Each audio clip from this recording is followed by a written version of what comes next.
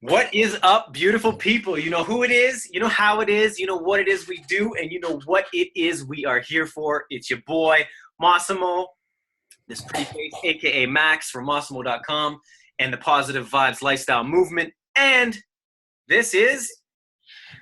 It's JB, it's John from healthyfunkyfree.com, and welcome to the show from wherever you are around the world. It's great to have you listening. Today's subject is titled Investing in Your Health for the Future.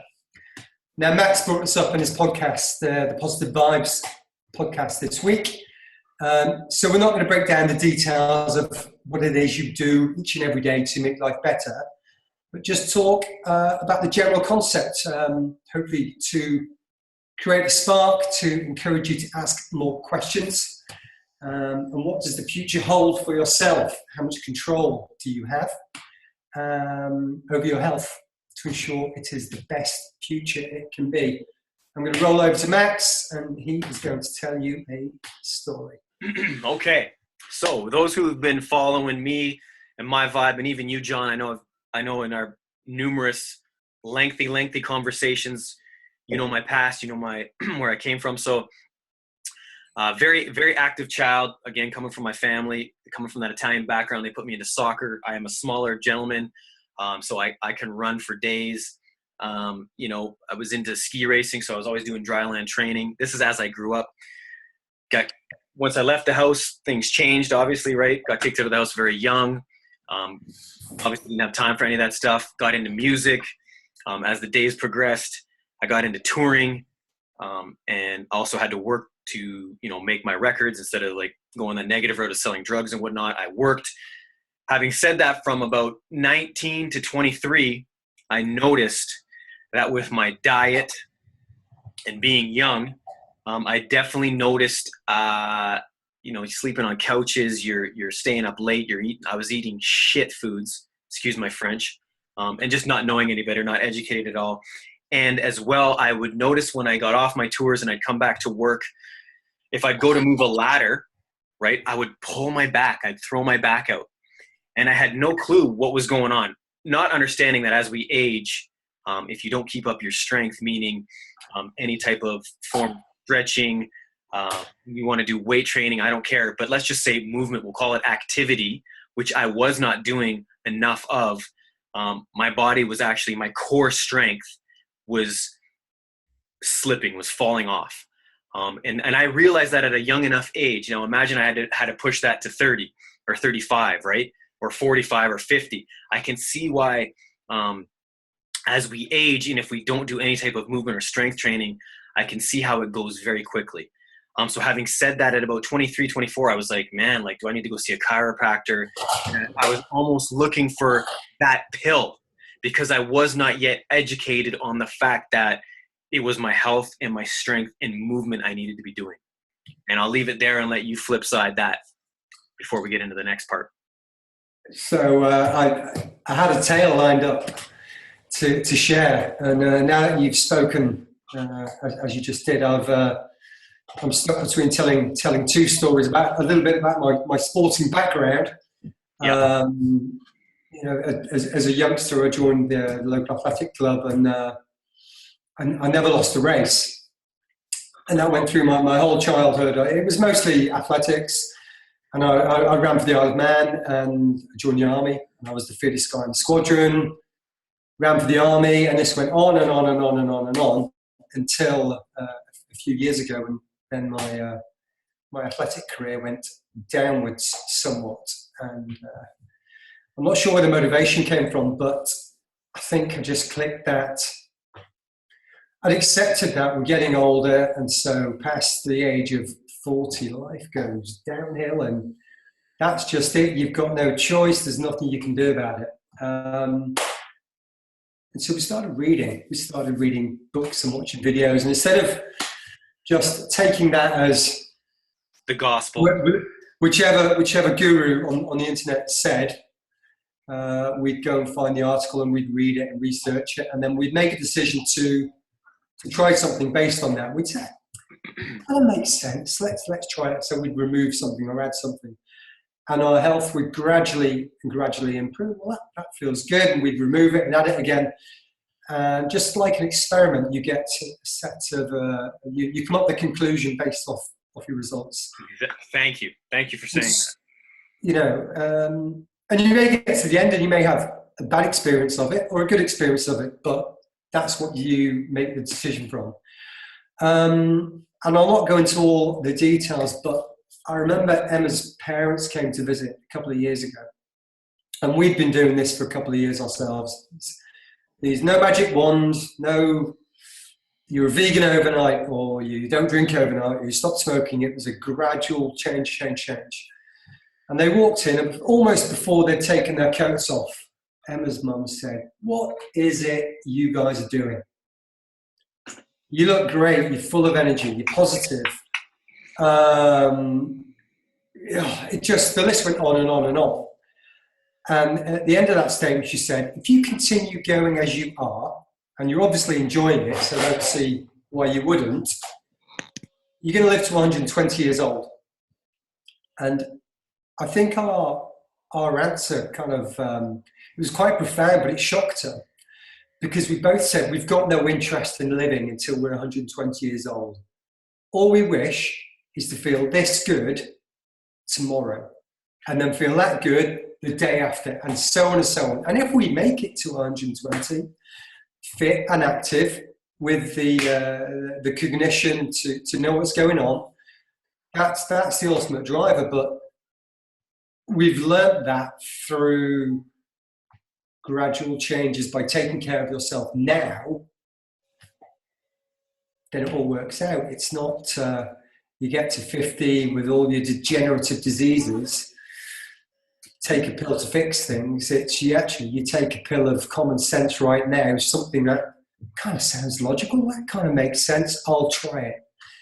And off the basis of the results you get, you try something else, and there's this very, very gradual improvement in your health, because we're all advised about planning for your retirement and your 401ks and sorting your mortgage out, but nobody speaks about your health and investing in your health so you can make use of your 401k and your pension and the house, rather than being pushed around and spoon-fed your pills every other day. But I've rambled. I apologise. I have rambled. My thought process was jumbled and jimbled up a bit. So it's not rambling, bro, because it's passionful and it's full of knowledge. Yeah, kind of. This is number 2 for me. It's a learning process, but I'm enjoying it. And what's more, again, it's stepping outside of your comfort zone. The only way to learn something is to step up and to do it. So exactly. And you know what? And right now we're working this brain, right? We're working this muscle, our brain, because we just talked about overall health, man. You can go to the gym and you can crank that, and you're gonna work this muscle, dude. If nobody's working this thing, you're gonna lose that just as well. Just like if you're not humping, you're gonna lose that. You're not exercising, you're gonna be fat. It's so simple, yet it's obviously very difficult for a lot of people. And something you said there, and I don't want to get into the conspiracy theory stuff, but we're definitely not taught in schools about taxes. We're definitely not taught about health. And there must be a reason, because everybody I'm going to say that I would know, I'll go as young as 40, or as old as 40, however you want to look at it, up to my parents' age, who are in their they're in their 60s now. They seem to think that, like you said, it's just, you just hit this age and it's over. It's absolutely over. And going back to my story before, because I want to give you a lesson now, I've been fortunate enough in my travels with my music and whatnot to be able to meet people who were, when I was in my 20s, right, that were in their 40s, pushing 50. And now I've met guys who were in their 60s, late 60s. Bro, I can't keep up with them. I do CrossFit. I do Olympic lifting. I train Krav Maga. I run. I cannot keep up with these dudes, man. This guy was doing handstand walk with handstand push-ups involved. And I was looking at the guy like he was from Mars, man. And first question, the guy had full head of gray hair. I had to ask, dude, how old are you? 64. And I'm just like, this is what can change the programming we have of, no, dude, at 35, you're old. No, at 30, you're old. You're going to get fat. You're going to start getting a tummy. You know, and you and I both know Christian, for example. When I met, you know, and I still roll with him every day, right? Yeah. He's climbing mountains. He's rock climbing. You know what I mean? And he's in his 50s, right? Like, it is, to go also with what you said, to be able to feel better tomorrow than you did today is something I wish that I could tell people how good it, you know, like, I just wish. Go ahead, brother. I know you want to say something. I have a friend calling me. I'm just going to turn him off. They're seeing you talk, bro. They're seeing you talking right now. Yeah. I have one point on that. I think it ties in quite nicely. I'm just going to turn him off. Hold on. We go through life, I think, generally referring backwards. How old we are, where we've been, what we've done, what we've achieved.